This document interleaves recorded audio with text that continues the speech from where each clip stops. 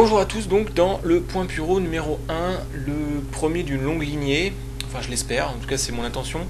Donc fini les reviews de pay-per-view ou de shows japonais, je pense que c'est pas très pertinent d'une part parce que ça intéresse pas énormément le Puro déjà de base, et que ça correspond pas du tout à ma façon de regarder le Puro et la manière dont pas mal de fans le font, d'aller directement dans les shows voir les matchs qui m'intéressent, d'aller plus piocher les matchs à droite à gauche dans toutes les fédérations de catch japonais. Du coup, à la place de faire la review des pay-per-view et des matchs qui sont dans les pay-per-view, de parler d'une fédération à la fois, je parlerai de toutes les fédérations en même temps. Je parlerai des matchs importants, soit in kayfabe, soit des bons matchs, des matchs qui font un buzz ou quoi que ce soit sur internet, ce que je peux vous recommander. Ça me permettra de parler aussi de l'actualité in kayfabe, par exemple les storylines en cours, ou hors kayfabe, des créations de nouvelles fédérations, des transferts de lutteurs, ce genre de trucs, éventuellement s'il y a actualité. Et puis, surtout, l'un de mes objectifs, ça serait de pallier à un des principaux problèmes du Puro, qui certainement est la raison pour laquelle on a beaucoup plus de gens qui vont aller voir les Indies US plutôt que le Puro comme alternative à la WWE TNA. C'est le fait que, en bons occidentaux qu'on est, on va plutôt aller regarder les États-Unis que le Japon. C'est un peu opaque le Puro parce qu'on ne comprend pas la langue et on n'a pas forcément beaucoup d'informations sur internet, pas forcément beaucoup d'interlocuteurs. Et du coup, je vous invite en fait, en plus des informations que je vais donner, à poser des questions qui concernent le Puro actuel ou le Puro du passé, enfin peu importe, quoi que ce soit qui ait rapport avec le catch japonais, si possible. Et si ça demande plus de développement que le nombre de caractères permis par YouTube dans les boîtes d'informations en dessous, c'est là où je vous invite à poser vos questions, eh bien je les développerai dans le point Puro suivant, etc. Donc ça pourrait faire office un petit peu de, si vous voulez, de Q&A pour question and answers, mais sur le long terme comme ça, et puis pas, voilà, juste pour le catch japonais, on va dire ça comme ça. Alors pour aujourd'hui, puisque le principe sera plutôt de vous parler de ce qui s'est passé depuis la dernière fois que je vous ai vu, enfin que vous m'ayez vu pour le coup, comme c'est la première fois que je fais un point Puro, je vais faire une espèce d'état actuel du Puro en 2013. Mais différent de celui que j'ai fait lors d'un diaporama sur un peu le catch dans le monde, dans toutes les fédérations du monde, où j'avais parlé de choses très factuelles sur le catch au Japon. Là, je vais plus vous donner mon point de vue là-dessus et le point de vue de la majorité des fans, enfin de ceux que j'ai pu voir en tout cas sur les différents forums. Ensuite, je parlerai de la grosse actualité en ce moment au Japon concernant le catch japonais, c'est ce qui se passe à la All Japan avec la scission en 2 rosters de la All Japan et la création d'une nouvelle fédération sous l'impulsion de Keiji Muto. Et enfin, je vous parlerai des meilleurs matchs que j'ai vus, alors je ne sais pas encore combien, ça dépendra du temps que j'ai passé, les meilleurs matchs que j'ai vus de l'année 2013 pour l'instant. J'insiste sur que j'ai vu parce qu'en fait, c'est pas forcément les meilleurs matchs qui ont eu lieu pour l'instant en 2013, j'ai pas forcément tout vu ce qu'il y avait à voir. D'ailleurs, je vous invite à me donner des recommandations en dessous si vous en avez, et puis bah du coup, vous aurez les miennes. Voilà. Donc, ah oui, et j'ajoute que je vais mettre des titres dans ce genre de vidéo, comme ça vous pourrez être directement sur la partie de la vidéo qui vous intéresse. Donc, premier titre pour l'état actuel du Puro.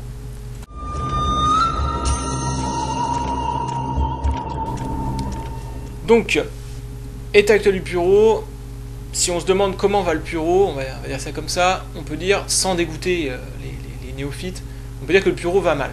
Bon, il va pas mal en soi, dans le sens où c'est quand même encore très très intéressant à suivre, mais par rapport à ce qu'il a été par le passé, ça fait un petit peu mal au cœur de le voir dans cet état-là, on va dire ça comme ça. Donc je voulais le dire parce que tous ceux qui vont découvrir le Puro avec ce qui se fait aujourd'hui, il faut qu'ils sachent que s'ils aiment ce qui se fait aujourd'hui, ils vont carrément kiffer leur race sur ce qui s'est passé dans les 30 dernières années, on va dire. Sans faire le vieil aigri, c'était mieux avant, mais pour le coup, là, c'est vrai. Voilà. Alors, la raison, elle est multiple. Il y a la raison économique, le pouvoir économique au Japon, enfin, le pouvoir d'achat des Japonais a beaucoup baissé, ce qui fait qu'il y a beaucoup moins de monde dans les salles, dans les stades éventuellement. Il y a moins d'argent dans le catch d'une manière générale. Du coup, ça doit baisser certainement la motivation aussi des combattants. Ça baisse aussi certainement la motivation des jeunes de devenir des catcheurs, quoi, quelque part. Ça baisse aussi la motivation peut-être des lutteurs américains ou mexicains d'aller au Japon. Donc tout ça, ça contribue. Et puis, il y a aussi le fait que le MMA a pris beaucoup de place ces 10-15 dernières années facilement au Japon. Et que du coup, tous les passionnés de combat qui auraient pu devenir des catcheurs, Maintenant on se retrouve à hésiter entre MMA et catch, et c'est vrai qu'on peut facilement imaginer que si le MMA avait existé il y a 40 ans, peut-être qu'on n'aurait jamais vu Inoki, Jumbo Tsuruta ou Shinya Hashimoto faire du catch, et ça m'aurait quand même bien fait chier. Du coup voilà, et parallèlement à ça, bon, c'est pas un problème en soi, mais on a encore le vestige de, si vous voulez, de l'époque glorieuse du Puro, qui j'espère reviendra. C'est la présence d'énormément de fédérations, parce qu'à une époque, voilà, il y avait vraiment beaucoup de combattants, beaucoup d'intérêt autour de ça, donc on pouvait avoir 20 fédérations en même temps, ça posait pas de problème. Aujourd'hui, on en a encore peut-être une bonne quinzaine qui sont plus ou moins importantes, plus ou moins grosses et plus ou moins intéressantes. Et finalement, le vivier de lutteurs qui permet d'alimenter ces fédérations-là, lui, il est vraiment beaucoup plus pauvre et moins touffu, quoi, on va dire. Donc tout ça fait que, on peut dire, le Puro va plutôt mal par rapport à ce qu'il a été. Maintenant, ça reste quand même très intéressant à regarder. Et d'ailleurs, j'ai l'impression qu'il y a une espèce de nouvel intérêt pour le Puro qui est en train d'émerger. Depuis quelques années, j'ai l'impression qu'il y a de plus en plus de gens qui s'intéressent au Puro, même si ça reste encore très minoritaire sur les forums. Notamment parce qu'il y a une fédération qui fait parler d'elle en ce moment beaucoup, c'est la New Japan, alors que dans les années 2000, la grosse fédération de Puro, c'était plutôt la Noah. Et en fait, la Noah, dans les années 2000, elle plaisait plutôt aux fans de la Ring of Honor ou d'autres fédérations indies US. Son produit était peut-être plus proche de ça que celui de la WWE, alors que celui de la New Japan est plutôt proche, enfin, c'est un peu bizarre de dire ça, mais il s'oriente, il a un produit qui a une orientation plutôt vers ce que fait la WWE, par exemple, que plutôt quelque chose de plus... soit plus auto-orienté de ce que font les indies US ou ce qu'ont fait des fédérations comme la All Japan ou la Noah récemment, ou même ce qu'a fait la New Japan dans les années 2000. D'ailleurs, d'un point de vue des fans, je dirais qu'il y a à peu près 50-50, une moitié des fans qui justement n'adhèrent pas complètement à ce que fait la New Japan. Elle a un super roster, c'est la numéro 1, tout le monde est d'accord à peu près là-dessus. Mais, pour certains, il y a un bémol, c'est que son produit, il est un petit peu moins japonais qu'avant, il est peut-être un petit peu trop orienté WWE. Je dis bien orienté, hein, ça, c'est pas vraiment pareil, il y a quand même des nettes différences, mais c'est une orientation. C'est le côté, disons, entertainment, et le côté, on va dire, le style de lutte et tout ça qui a changé. Alors je justifie ça parce que je suis sûr que ça fait tiquer pas mal de monde, mais c'est vraiment partagé par je dirais une moitié des fans à peu près. Bon, je vais justifier ça par quelques exemples. Un exemple qui est vraiment flagrant, c'est la manière dont Kazuchika Okada a été pushé récemment. Ce gars-là, avant qu'il ait son push, finalement, plus ou moins tout le monde s'en foutait, quoi, on va dire ça comme ça. Et il n'avait pas un niveau de port ni rien. Déjà, d'une part, maintenant qu'il est pushé, beaucoup de gens en parlent comme si c'était un super lutteur. Donc ça, c'est assez symptomatique de ce qu'on peut voir à WWE. La manière dont il a été pushé, finalement, ça a été construit sur une nouvelle gimmick, sur une nouvelle attitude, des poses, voilà, il y a un costume, les billets qui tombent, tout ça, une espèce de petit charisme naturel, plus que sur vraiment des choses qu'il a fait dans le ring, alors que traditionnellement, c'est vraiment ce qui se passe dans le ring qui génère finalement tout ce qui concerne les décisions des bookers et tout ça.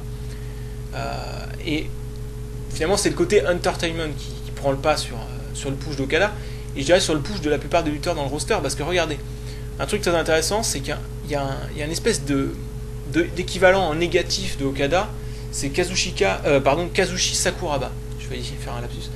Sakuraba, c'est pour moi la plus grosse star du roster de la New Japan actuellement. Star non pas juste dans le domaine du catch, mais star tout court, c'est-à-dire une star pour les Japonais, parce que Sakuraba c'est la plus grande star du combat libre.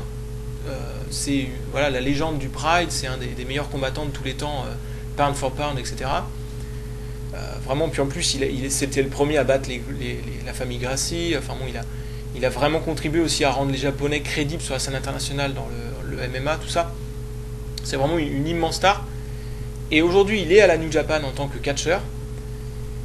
Et il est dans le mid-card, si vous voulez. Et je suis à peu près sûr que si ce gars-là, enfin, ou un équivalent, avait débarqué à la New Japan, la All Japan dans les années 80 ou 90, il aurait été tout de suite mis plutôt dans le main event. Ne serait-ce que par son statut de star, mais par sa légitimité.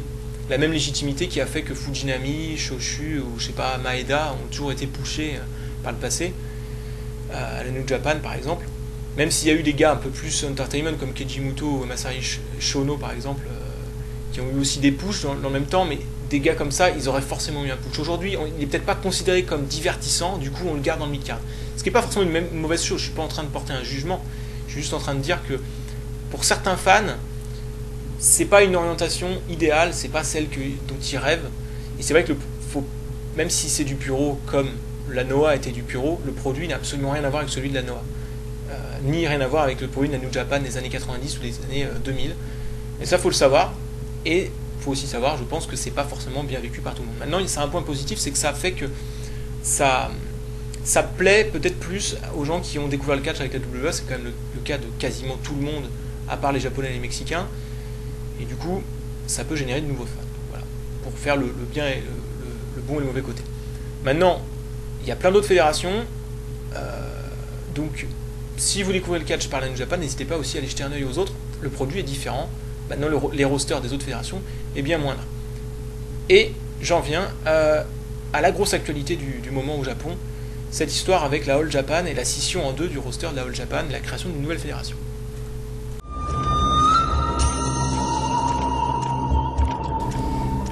Alors, c'est quoi cette histoire? Je vais faire un petit résumé très rapide et concis, et je vais essayer d'être précis pour résumer la situation et vous la faire comprendre la mieux possible.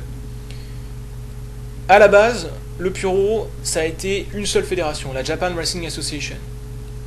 De cette fédération sont nées, on va dire, deux fédérations, pour faire simple, la New Japan de Antonio Inoki, la All Japan de Giant Baba. Je ne vais pas parler de la New Japan pour l'instant. Giant Baba a été le président, propriétaire et booker en chef de la All Japan jusqu'à sa mort, fin des années 90. À sa mort, peu de temps avant sa mort, il avait nommé Mitsuharu Misawa comme booker en chef, qui était aussi un lutteur très important du roster, même le plus important. À sa mort, Misawa avait des idées derrière la tête de l'évolution, de ce que devrait être l'évolution du produit de la All Japan, mais il était en désaccord avec la nouvelle propriétaire de la fédération, la veuve de Giant Baba. Du coup, puisqu'il est en désaccord avec son patron et que c'est un japonais qui respecte la hiérarchie, c'est très culturel, là, il a décidé de partir. Le souci, c'est qu'il a emmené avec lui quasiment tout le roster. Il n'y a que 3 lutteurs, je crois, qui sont restés à la All Japan. C'est Kawada, Fuchi et Kiya. Voilà, pour l'info. Bon, la All Japan a survécu à ce cataclysme. Alors Misawa est parti former la Noah et a fait ce qu'il voulait faire de la All Japan à la Noah, avec le produit qu'on a connu et qui était assez cool d'ailleurs. Mais la All Japan a survécu à ce cataclysme en collaborant avec la New Japan, en collaborant avec Tenryu, qui avait une fédération à lui, mais surtout en voyant une star absolue du catch sauter de la New Japan à la All Japan, devenir lutteur actif et booker en chef. En plus, il avait un point de vue qui collait avec celui de la veuve de Giant Baba, et c'est Keiichi Muto. À partir de ce moment-là, on a eu une période qui a été appelée la Pro Wrestling Love Era, du coup, puisqu'elle est terminée maintenant, qui correspond à, grosso modo, 2001, 2012, 2001, 2013 à peu près. C'est la période durant laquelle Keiji Muto est le booker en chef, le boss de la All Japan. Pendant la décennie 2000, il a même pu racheter l'entière All Japan et en être le propriétaire, enfin, je pense actionnaire majoritaire, je ne sais pas exactement comment ça se passe, mais bref, il en était le propriétaire. Et donc là, tout récemment, un dénommé, alors j'ai oublié le groupe, un dénommé Shiraishi, retenez juste le nom Shiraishi, ça suffira, a racheté les parts de Keiji Muto et a racheté donc, est devenu le nouveau propriétaire de la All Japan. Au début, il était juste propriétaire et il a laissé Keiji Muto comme le boss, mais comme c'est quelqu'un de très passionné et qui a une vision de la lutte bien arrêtée et qui a beaucoup d'ambition, tout ça, eh bien il a décidé de devenir le boss et donc de destituer Keiji Muto, à le rendre booker simple, et de devenir lui-même le booker en chef. Alors, booker en chef, booker simple, pour vous donner une idée, à la WWE actuellement, le booker en chef, c'est Triple H, le président et propriétaire, c'est Vince McMahon, et dans les bookers plus en dessous, on a des gars comme Michael Hayes, enfin des gars dont on n'entend quasiment jamais parler, en fait, à part dans quelques news, mais voilà.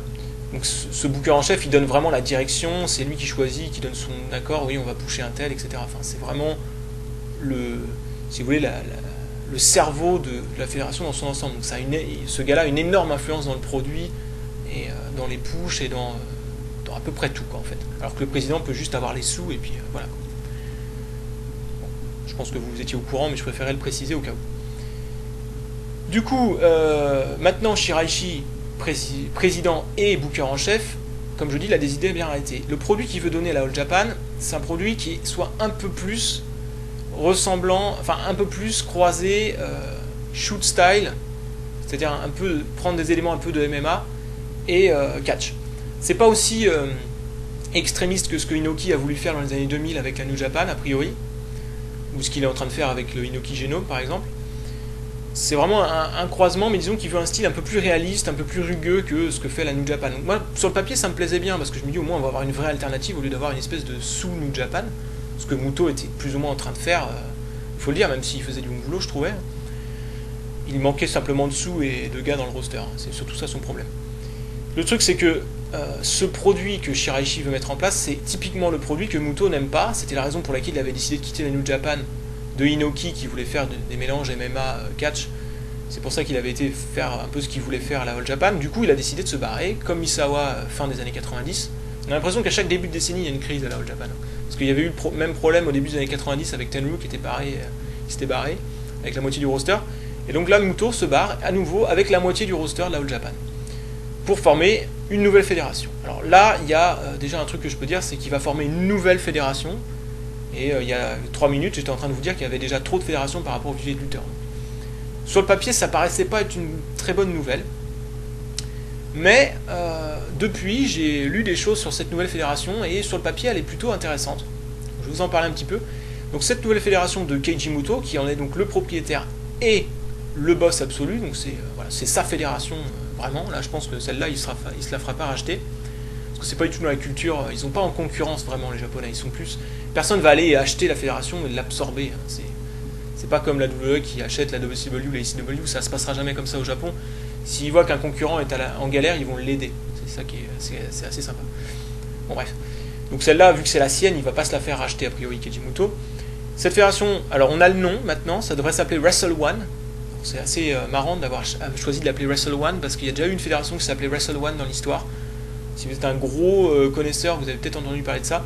C'est une fédération qui a duré 6 mois, je crois que c'était en 2005, ouais 2005, ou peut-être à cheval 2004-2005, mais je crois que c'était plutôt fin 2005. En fait c'était le K1, vous connaissez le K1, c'est l'organisation de full contact kickboxing numéro 1, là, avec les Lobaner, Mirko Crocop, Ernesto Host, Semi Shield, Peter Hart, enfin, bref, qui avait décidé de se mettre au catch. Ils ont donc créé, K1 donc a créé Wrestle One. Ça a duré 6 mois, ils ont fait 2 shows, c'était un flop et ils sont barrés. Voilà. Donc là, il a choisi d'appeler sa fédération Keiji Muto Wrestle One. Donc c'est un petit peu comme si tu nommes un bateau le Titanic, quoi. C'est bon.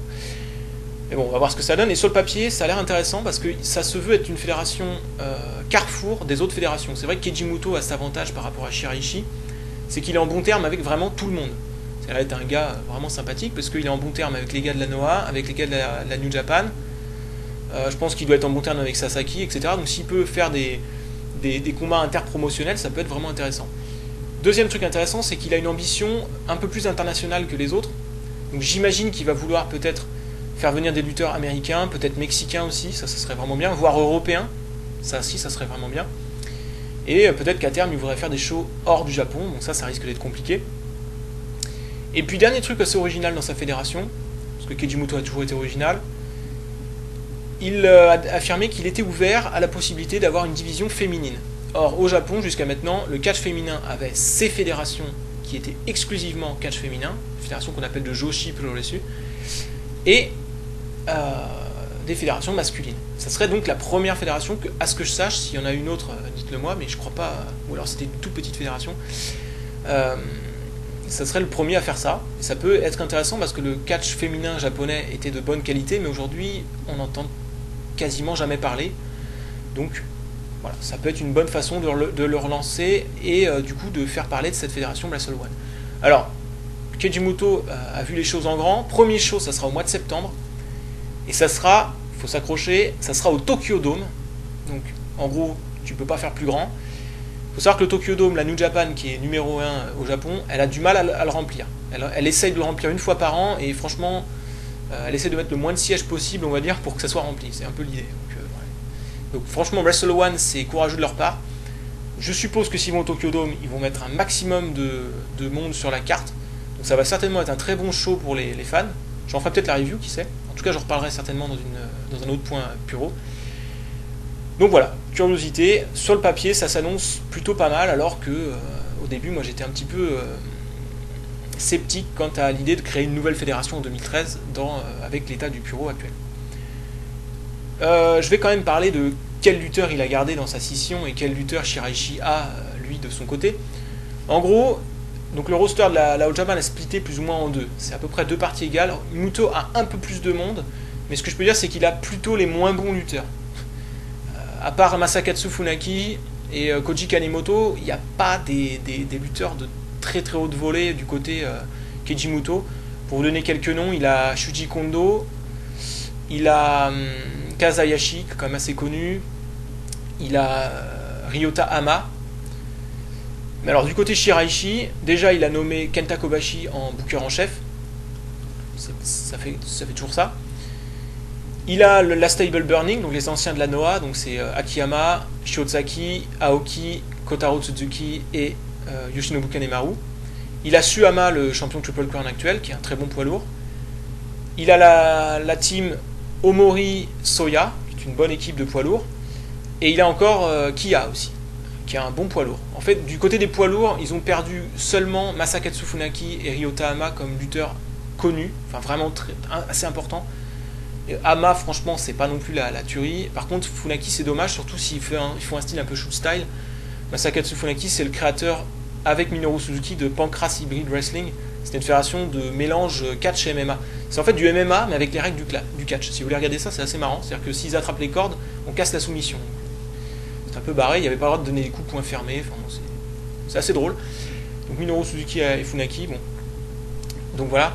Par contre, si Muto veut faire un combat Funaki Minoru Suzuki dans sa fédération, je suis totalement pour. Ça, c'est un truc que je veux voir depuis très longtemps. Donc voilà, je le dis comme ça.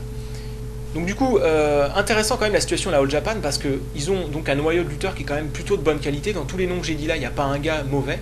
Ah si, il y a quand même un gars qui est bon du côté Muto, j'en ai pas parlé, c'est Kai. C'est un jeune lutteur, il a fait un super parcours lors du Champion Carnival cette année. C'est l'équivalent du G1 de la All Japan. Donc voilà, c'est un gros espoir du catch japonais, enfin en tout cas moi je le considère comme un gros espoir. Il est du côté Muto. Bref. Donc ce qui est intéressant maintenant avec la All Japan, c'est qu'il y a un noyau de très bons lutteurs, mais ils ne sont pas assez nombreux pour faire tourner la boutique à eux seuls.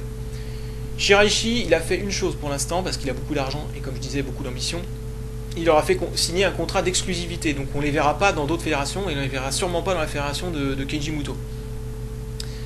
Apparemment, Shiraishi, mais ça je suis pas sûr que ce soit vrai, il voudrait faire cracher de l'argent à ceux qui partent de sa fédération, tous ceux qui rompent leur contrat.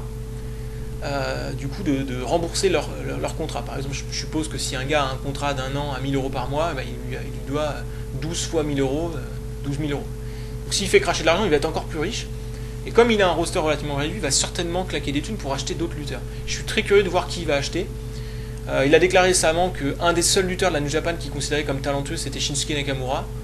Écoute, si tu veux le faire venir, pourquoi pas. C'est vrai que si tu veux faire du shoot style, c'est un bon choix. Mais voilà, je suis très curieux de voir ce qu'il va faire avec ça, mais ça va certainement bouger dans les mois à venir à la All Japan. Et bon bah voilà, quelque part c'est pas plus mal, parce que bon, la All Japan elle ronronnait un petit peu depuis quelques années, même si elle donnait tous les ans des matchs pas trop mal, je pense qu'un petit coup de fouet ça peut pas faire de mal. Voilà, je m'arrête là, maintenant je vais vous parler des quelques meilleurs combats, quelques-uns des combats marquants depuis le début de l'année.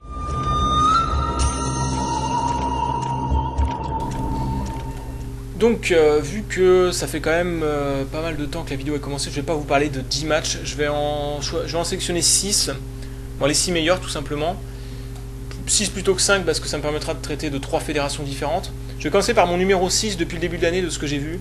C'est un combat qui a eu lieu à la Dragon Gate, je mets la liste en dessous. Ce combat-là, vous ne pourrez pas le trouver sur le site Open the Dragon Gate que je mets en dessous en lien. Je vous le dis tout de suite parce qu'il n'a pas encore été posté dessus, enfin le show duquel il provient n'a pas encore été mis dessus, mais il devrait être mis dessus d'ici la fin de l'année 2013. Voilà. Et je vous le recommande vraiment chaudement. Donc la Dragon Gate, il faut savoir que le produit, ça a plus ou moins rien à voir avec la All Japan ou la New Japan ou la Noah.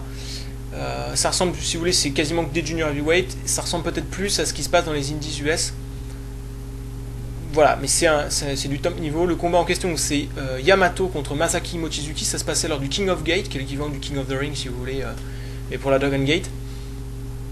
Et ça oppose quand même deux gros noms, deux anciens champions de la fédération. Mochizuki, c'est historiquement le deuxième plus grand lutteur de la fédération après Shima. Et donc voilà, c'était un gros clash. En ce moment, Yamato, en plus, il est en plein boom, il est en train de complètement évoluer dans sa psychologie. C'était un gros face très valeureux, puissant comme ça et tout avant. Et petit à petit, il devient de plus en plus branleur, un peu je me la pète, tout ça, un peu sournois sur les bords, ce qui énerve pas mal son partenaire par équipe, Shingo Takagi, qui est lui beaucoup plus noble et comme ça. Et du coup, il affronte Mochizuki, qui est un gros face, parce que c'est un lutteur qui est là depuis très longtemps. Il a 40, je sais plus combien, 43 ans, mais il les fait pas du tout, je vous le dis. Et c'est un face, mais très dur, un petit peu. Si tu commences à le chercher, il va vouloir te faire souffrir plus que juste essayer de gagner le match. C'est un peu un sadique sur les bords. Et du coup, ça joue beaucoup sur cette dynamique de psychologie là entre les deux. Et c'est vraiment un très bon combat. En plus, ces deux lutteurs qui sont assez bons techniquement parce qu'ils ont un fond d'arts martiaux aussi derrière qui peut les aider à faire du match wrestling par exemple, ou donner des kicks qui fassent vraiment très réalistes. Donc voilà, ils utilisent un peu tout leur arsenal. Un combat plutôt lent par rapport à ce que la Dragon Gate fait d'habitude. Souvent pas mal de sprints et combats très rapides, ce qui d'ailleurs agace pas mal de monde. Moi j'aime bien quand ils arrivent à faire un peu les deux dans les matchs, et c'est le cas ici. Donc c'est le meilleur match à mon avis depuis le début de l'année à Dragon Gate, hors pay-per-view. J'ai pas encore vu Dead or Alive, il y a peut-être des tueries là-dessus, mais voilà, je le recommande vraiment chaudement. Mon match numéro 5, eh bien, deux lutteurs dont j'ai déjà parlé dans cette histoire de la crise à la All Japan. Ça se passait lors du Carnival, donc c'est l'équivalent du G1 pour la All Japan, c'est-à-dire un tournoi où on a deux poules de lutteurs, chaque lutteur affronte, c'était deux poules de 6 je crois cette année, donc chaque lutteur affronte les 5 autres au moins une fois, il y a un système de points, quand tu gagnes t'en as 2, quand tu fais un nul t'as 1 et quand tu perds t'as 0. Puis les deux premiers de chaque poule s'affrontent dans un système de demi-finale-finale qui ont lieu la même soirée. Donc voilà, donc c'est des matchs qui valent pour des points, si vous voulez, un peu comme les Bound for Glory Series, même si c'est un peu particulier à la TNA, parce que des fois il y a des triple threats, tout comme ça qui viennent fausser la donne, mais bref. Donc là ça opposait quand même deux énormes stars, donc Masakatsu Funaki, dont j'ai parlé, le créateur de Hybrid, Pancras, tout ça, ex-champion Triple Crown. Bon, voilà, un très grand nom. Ce gars-là a été élu meilleur combattant de MMA pound for pound des années 90 par Sherdog. Si vous vous intéressez au MMA, vous savez quelle plus ou moins autorité Sherdog a. Voilà pour vous dire un petit peu qui c'est. En face, Yu Nakayama, c'est peut-être le meilleur lutteur des années 2000 pour la Noah, ou un des deux meilleurs avec Kenta Kobashi. Il a l'avantage sur Kenta Kobashi qui s'est jamais trop blessé, qu'il n'a pas eu de cancer aussi. Ce qui fait qu'il est encore en pleine forme malgré son âge. Il doit avoir, je sais pas, 43, 44 ans. Voilà, donc c'est un choc entre deux grands champions. Akiyama, il a été plusieurs fois champion à la Noah, champion du monde. Il a été Triple Crown aussi récemment. C'est vraiment une icône, hein, vraiment un lutteur très important. Et là, ils ont fait un combat de 10 minutes, très rapide, assez intense, assez stiff, avec le côté un peu shoot style justement que Shiraishi demande, mais pas trop poussé. Vous allez pouvoir voir un peu ce que Shiraishi veut faire si vous voulez voir ce combat-là. Vraiment donc un super combat, assez court, donc très bien si vous avez 10 minutes ou un quart d'heure, je sais plus exactement combien de temps il dure, à passer comme ça rapidement. Ensuite, mon numéro 4, là encore ça fait partie du Carnival, mais c'est la demi-finale du Carnival. Il faut savoir que ces combattants-là sortent donc de la phase de poule, donc ils sont moitié torchés. C'était le cas notamment de Kai, donc c'est le combat entre Shiozaki et Kai, dont je parle là. De toute façon, je les ai mis en dessous, vous avez juste à regarder. Donc c'est deux jeunes lutteurs. Shiozaki doit avoir genre 30 ans, c'est l'élève de Kenta Kobashi, dont il a repris notamment les chops. Donc les chops, c'est la clé du match, parce que Kai, il arrive dans ce match-là, déjà il commence le match, il a le torse tout brûlé, quoi. Tu te dis, lui, il a dû prendre des chops dans la gueule pendant tout le tournoi. Et là, il tombe contre, limite, le maître de la chop, en l'absence de Kobashi, Shiozaki. Et du coup, ça, c'est vraiment le fil rouge du match, c'est-à-dire que t'as mal, mais vraiment pour le type, Kai, il se prend des chops, déjà, il se met à saigner tellement il a pris cher au niveau des chops. Donc rien que ça, c'est une curiosité. Et à chaque fois que Shiozaki il est en galère dans le combat, il lui met une chop, donc l'autre, il souffre. Mais si tu veux, ça le met pas KO ni rien, donc s'il a du fighting spirit, il peut passer outre sa douleur et faire des trucs, et c'est ce qui se passe. Et comme Shiozaki c'est quand même un ancien double champion GHC de la Noah, donc champion du monde, dont une fois lorsque la Noah était encore au top, c'est quand même un gros nom, un lutteur assez réputé, et Kai c'est un jeune espoir, j'en ai parlé un peu tout à l'heure. La dynamique aussi de l'underdog qui essaye de surmonter la douleur pour réussir à créer un peu l'exploit est vraiment bien foutu. Il y a un spot à l'extérieur qui est mémorable et qui sert un peu de tournant dans le match et qui permet de se rappeler à la fin du match, ah oui, donc c'est là que ça s'est joué, c'est là que Kai a réussi à renverser la vapeur et revenir et tout ça. C'est vraiment un combat qui a une super dynamique. Pour l'instant, je lui mets 3/4, mais à mon avis, au revisionnage, il peut peut-être atteindre 4. Et puis tant que vous y êtes, si vous voulez regarder la finale aussi du tournoi du Champion Carnival, elle est très bonne. C'est, bon, du coup, je vous le spoil, hein, désolé, c'est Akiyama contre Kai. et ça continue un peu l'histoire de ce combat-là en finale. Donc les deux vont un peu ensemble, mais celui-ci, à mon avis, est encore plus jouissif que la finale. Numéro 3 de mon classement, alors là, c'est pas compliqué, il reste 3 matchs. Les 3 meilleurs matchs de l'année pour l'instant au Japon sont l'œuvre de la New Japan Pro Wrestling. Donc vous voyez, j'ai beau l'avoir critiqué tout à l'heure, j'adore cette fédération. Je tiens à le dire parce que bon, ça pouvait paraître particulier. Donc d'abord un tag team match entre l'équipe Lance Archer et Davey Boy Smith Jr., vous connaissez peut-être sous le nom de G.H. Smith à la WWE, contre mes 2 lutteurs préférés de la New Japan, Shinsuke Nakamura et Tomohiro Ishii. Alors, il faut savoir que G.H. Smith, il a beaucoup progressé, il a pris une espèce de maturité physique, il est bien meilleur dans le ring qu'avant. Il est même d'ailleurs maintenant, je pense, probablement le meilleur gaijin à la New Japan. Ouais, moi je le préfère. Non, il y a Loki. Je préfère Loki, deuxième meilleur gaijin, si Loki est encore là-bas, parce qu'on sait pas trop, mais voilà, deuxième meilleur gaijin après Loki. Je le préfère à Karl Anderson et à Prince David personnellement, tel qu'il est maintenant. Nakamura, donc pour moi c'est le meilleur lutteur de la New Japan, très complet, il a fait du MMA, mais il est capable de faire de l'entertainment, il a un personnage très particulier, un peu rock'n'roll sur les bords, j'aime beaucoup. Et Tomohiro Ishii, c'est la star du combat, c'est la raison pour laquelle ce combat est génial. Ishii, ça doit être le gars qui a le meilleur selling au monde actuellement, parce qu'en fait il a un choix dans son selling qui est peut-être ce qu'il y a de plus dur à faire, c'est de vendre le gars qui n'est pas très fort, mais qui s'accroche. Enfin, il n'est pas très fort, mais il arrive par sa simple volonté, son fighting spirit, à surmonter des obstacles et à déplacer des montagnes, si vous voulez. C'est un peu ça. Donc c'est très difficile à faire, parce que soit vous faites un peu du no-sell, ça ressemble à rien, ça fait du Dragon Ball Z, quoi. Genre, tout d'un coup, il s'énerve, il passe... Voilà, donc ça ressemble à rien. Soit, du coup, bon...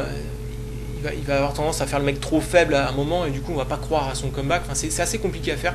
Et il le fait hyper bien, il a une super communion avec le public, il est très attachant. Moi j'adore ce lutteur là, et sur ce combat là il est particulièrement génial, surtout qu'en face c'est 2 gros lutteurs en termes de gabarit, donc lui qui est plutôt petit, ça rajoute à ça. Et voilà, superbe combat basé justement sur là encore un gars plutôt faible dans l'idée qui se surpasse, mais avec un selling exceptionnel de Ishii à nouveau. Deuxième meilleur combat de l'année en ce qui me concerne, avant revisionnage, parce qu'il faudrait que je les revoie quand même pour vous assurer ça. C'est le combat qui a eu obtenu 5 stars par le Wrestling Observer. Bon, rien que pour ça, je pense que ça peut valoir le coup, parce que la plupart du temps où les combats ont 5 stars, il y a quand même matière derrière. C'est un énième combat entre Kazuchika Okada et Hiroshi Tanahashi, les 2 numéros 1 de la New Japan actuellement, in kayfabe, pour le titre suprême. C'est Tanahashi qui défend le titre, je crois, ce coup-ci. Oui. Alors bon, je vais vous dire, je ne comprends pas comment ce combat-là peut avoir 5 stars. Personnellement, j'ai même l'impression d'être limite généreux quand je lui mets 4. C'est pour dire. Ça reste un bon combat. Un petit peu trop, je dirais, traditionnel et un petit peu trop classique dans sa construction, avec l'un travaille le bras, l'autre travaille la jambe, genre de truc. Surtout que le travail sur le bras de Tanahashi sur Okada n'a pas tellement d'impact dans le déroulement du combat, puisqu'on voit Okada s'en servir vraiment souvent. Maintenant, tout le reste est vraiment bien fait. Même si techniquement c'est pas des tueurs de toute façon tous les deux, donc faut pas s'attendre à des séquences de fou, mais c'est vraiment un combat bien foutu. Ils ont développé au fil du temps quand même une bonne alchimie ensemble. Je pense pas qu'ils puissent faire mieux que ça, parce que les deux manquent cet élément de folie, la grosse qualité. C'est plutôt des lutteurs qui sont assez complets et qui ont une bonne communication avec le public, ils sont plutôt charismatiques, même si moi je trouve que Tanahashi est pas super charismatique personnellement, et je sens que c'est très personnel, donc je préfère pas insister dessus. Alors c'est pas personnel, parce que j'ai vu quelqu'un sur un forum dire qu'il ressemblait à une vieille masseuse asiatique désabusée. C'est vrai que, bon, je vois bien ce qu'il veut dire, mais bon bref, c'était juste pour le dire comme ça. Mais ça reste un très bon combat, 4 étoiles, un des meilleurs combats depuis le début de l'année. Et enfin, le meilleur combat depuis le début de l'année. J'espère que j'ai pas pris trop de temps pour pouvoir détailler celui-là. Ah si, j'ai quand même pris du temps, pas grave, je vais le faire quand même. Mon combat préféré depuis le début de l'année, qui est un combat très particulier. Il oppose Shinsuke Nakamura à nouveau à Kazushi Sakuraba, la star du MMA dont je vous ai parlé plus tôt. Et c'est un combat complètement shoot style. Ce qui est complètement hallucinant d'ailleurs de voir ça à la New Japan aujourd'hui. Puisque c'est la raison pour laquelle Inoki n'est plus le président de la New Japan, alors que Inoki c'est un truc de fou au Japon. C'est parce qu'il veut faire du shoot style et ça ne convenait pas dans le cadre de la New Japan, alors il est parti faire une autre fédération, la Inoki Genome. Et bien les gars, là, Nakamura et Sakuraba ont décidé d'en faire. Et d'habitude, je suis pas un gros client, moi, de shoot style, personnellement. J'ai un peu de mal, mais là, ça a hyper bien fonctionné. Il faut savoir que sur ce combat-là, ça a eu lieu à Wrestle Kingdom, donc le premier très très gros show de l'année, le 4 janvier dernier. Ce combat-là, je sais plus, les 5 premières minutes, c'est hyper chiant, je vous le dis tout de suite. Mais j'ai décidé de ne pas sanctionner ces premières minutes chiantes parce que je les trouve très très utiles pour kiffer la suite. C'est-à-dire que c'est 5 minutes qui sont chiantes mais qui servent à te faire comprendre qu'on est dans un mode shoot style et pas un mode habituel, on va dire, dans le produit de la New Japan. Et une fois que tu es passé dans le mode shoot style, alors là ça peut démarrer. Donc il y a le numéro Nakamura qui fait un peu le connard, il y a des claques qui partent, il y a un coup de genou qui part vers le début aussi qui est hallucinant. Et puis bon, après c'est une construction. Alors, je suppose qu'il faut aimer un minimum le MMA pour totalement embarquer là-dedans. Mais voilà, sincèrement, encore une fois, je suis pas un gros client de shoot style et là j'ai trouvé ce combat-là extraordinaire. C'est un des 2 meilleurs combats de type shoot style que j'ai vu jusqu'à maintenant avec un Tamura Ito de 2004 de la fédération U-Style. Si vous voulez le voir, je sais pas s'il est sur YouTube ou quoi. Voilà. Si vous aimez ce combat-là, je vous recommande le Tamura Ito de 2004, je répète, U-Style. Voilà. Je vais m'arrêter là parce que la vidéo a fait son temps. Et puis je vous dis à la prochaine fois pour un autre point Puro. Donc je vous invite à nouveau à poser des questions, je le répète. La prochaine fois je parlerai certainement du G1, donc le tournoi le plus important de la New Japan. Et puis peut-être des actus aussi pour cette histoire de la All Japan. Peut-être que ça sera d'ailleurs après le premier show de la Wrestle One, donc peut-être je vous en parlerai aussi. Enfin bref. Il se passe des choses au Japon, donc j'aurai de la matière. C'est pas le souci. Voilà. Merci de m'avoir écouté. Bye.